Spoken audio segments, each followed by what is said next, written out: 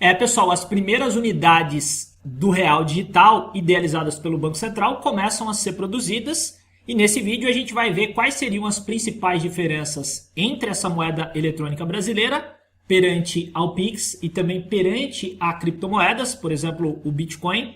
E claro, além disso, a gente vai ver quais seriam as principais vantagens e desvantagens desse real digital que deve ser implementado no ano que vem aqui no Brasil. Só em caráter de curiosidade, pessoal, eu trouxe aqui para vocês o custo de cada cédula impressa. A gente consegue ver que uma nota de R$2 para ser produzida hoje custa 22 centavos. Uma nota de R$5 também 22 centavos.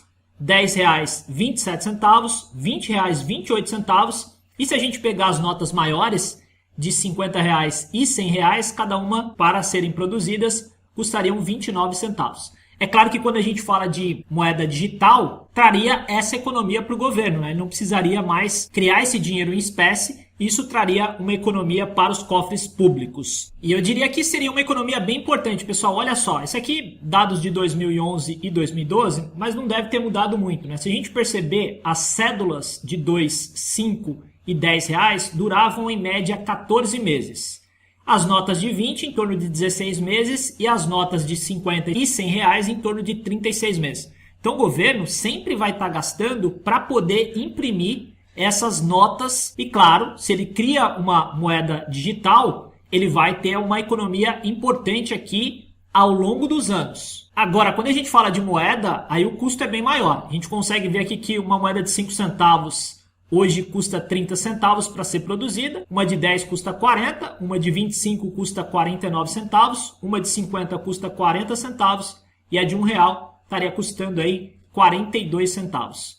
Basicamente seria isso, né? Então a gente percebe que o custo é bastante elevado.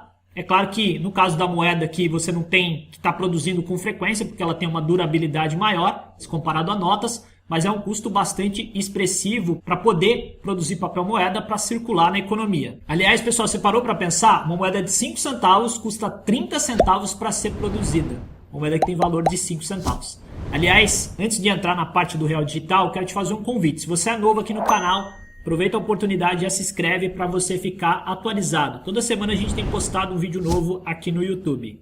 E aí a gente chega nessa sigla aqui, pessoal, ó, CBDC. Então, para quem trabalha no mercado financeiro, tem um monte de sigla, né? Você tem CDB, LCI, LCA, LHs e por aí vai. Mas CBDC significa Central Bank Digital Currency. Traduzindo para português, moeda digital do Banco Central. E aí, quando a gente fala de uma moeda brasileira, ela vai ter paridade de 1 para 1. Então, significa basicamente que você vai ter essa moeda digital na tua carteira digital e ela vai valer o mesmo que R$1. Então, você tem R$500 digitais, vai valer o mesmo do que R$500 na modalidade papel ali que você poderia utilizar na economia. E aí você pode estar se perguntando o seguinte, beleza, Michel, mas qual que é a diferença? Basicamente, esse real digital você não consegue sacar, você não consegue trocar ele por cédulas de papel ou moeda, né? Então você vai ter ali uma carteira digital, essa carteira digital tem uma certa quantidade de real digital, e aí você pode utilizar ele para fazer pagamento, para comprar coisas, etc. Mas você não consegue sacar esse dinheiro, porque esse dinheiro só existe no meio virtual. Seria basicamente essa a característica do real digital. E aí, quando a gente fala sobre isso, a gente percebe que você tem uma certa limitação. A limitação é que você não consegue converter esse real digital em papel moeda, de repente, para guardar em casa. Seria uma limitação. Mas, por outro lado, você carrega ali na sua carteira digital do celular, então é mais fácil, você vai evitar, por exemplo, de ter que pegar troco, né? Algo que já é bastante utilizado hoje pelo brasileiro com o Pix. Bom, já que a gente falou de Pix, a primeira dúvida que surge é qual que é a diferença do real digital para o Pix. O Pix, basicamente, é um meio de pagamento. O real digital é uma moeda. Então, por exemplo, você não consegue resgatar Pix. Você consegue efetuar um pagamento mediante um Pix, uma TED ou um DOC. Já no caso do real digital, não. Você pode efetuar o pagamento através de real digital, mas ele por si só não é apenas um meio de pagamento, e sim uma moeda digital, onde você pode ter ela na sua carteira. Basicamente funciona dessa maneira. Inclusive, alguns especialistas de moeda digital de bancos centrais consideram que o Pix basicamente é uma introdução ao real digital. Então quer dizer, Michel, que o real digital é uma criptomoeda? Não, o real digital não é uma criptomoeda. Ele é uma moeda digital regulada pelo Banco Central. Quando a gente fala de criptomoedas, por exemplo, o Bitcoin, ele não tem essa regulação. Ele não é regulado por um banco central, independente de qual banco central seja. Então essa é a principal diferença entre o real digital e as criptomoedas. Por exemplo, eu estou utilizando aqui o Bitcoin. Um é controlado pelo Banco Central e o outro não. E aí você pode estar se perguntando, beleza, Michel, entendi, mas qual que é o melhor? Será que é uma moeda regulada por um banco central ou uma moeda que não é regulada pelo banco central?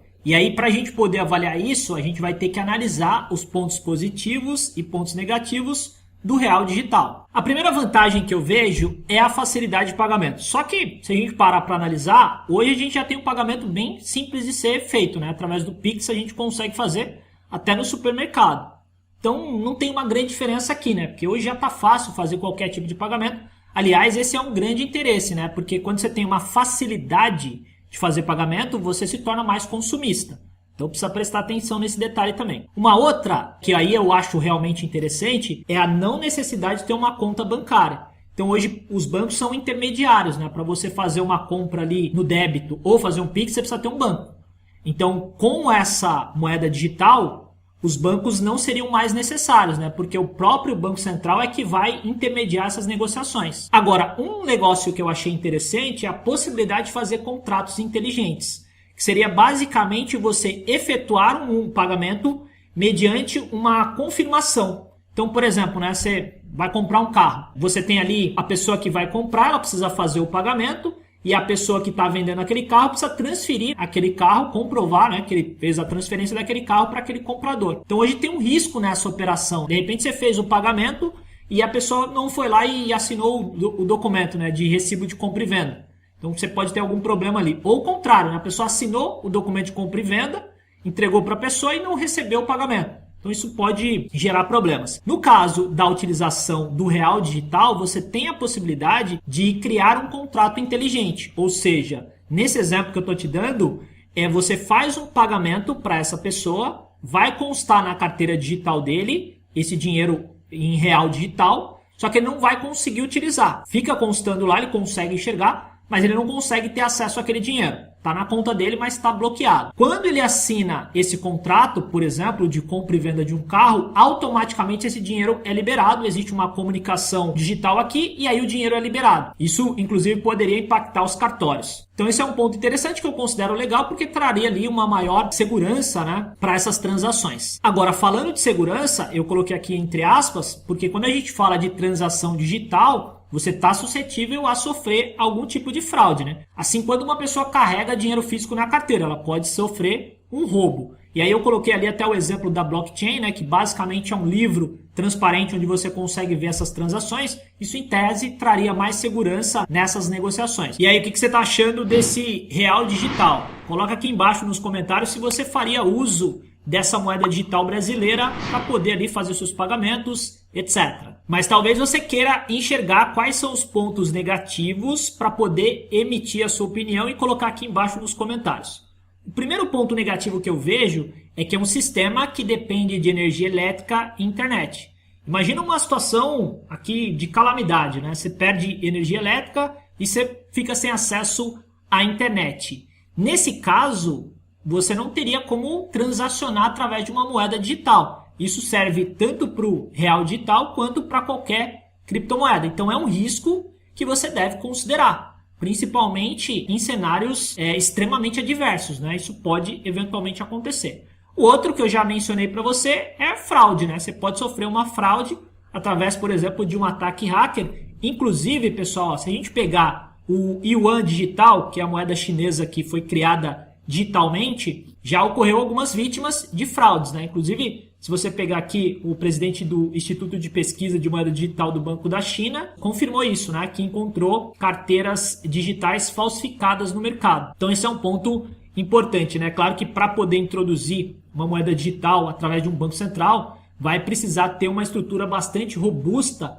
para evitar esse tipo de ataque hacker. E claro, você provavelmente vai ter uma restrição geográfica porque a princípio, né, é uma moeda digital negociada somente no âmbito nacional daquele país. Então esse é um ponto também que deve ser levado em consideração. E por último, que eu acredito que seja o ponto negativo mais preponderante aqui, seria uma perda de privacidade, né? Então o governo vai conseguir enxergar para onde você está direcionando o seu dinheiro de uma forma bem mais fácil do que eventualmente através de uma utilização de dinheiro físico. E aí você fica, claro, à mercê do controle do governo.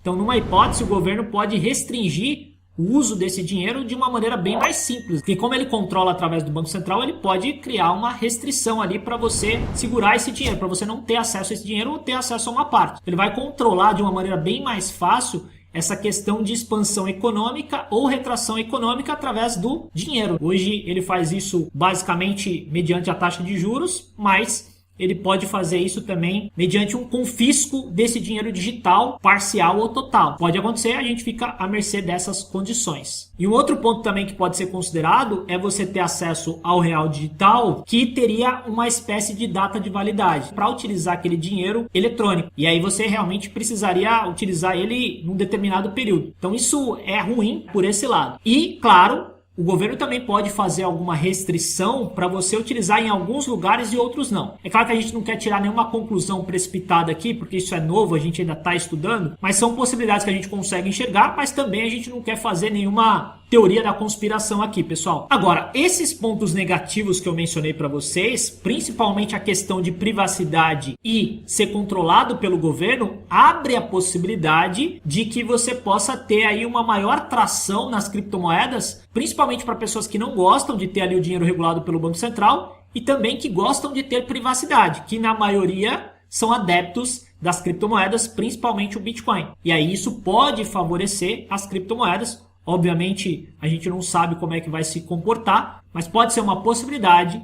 de tração para as criptomoedas. Espero que você tenha gostado desse vídeo. Se gostou, dá um like e se inscreve no canal. Grande abraço e até o próximo encontro. Valeu!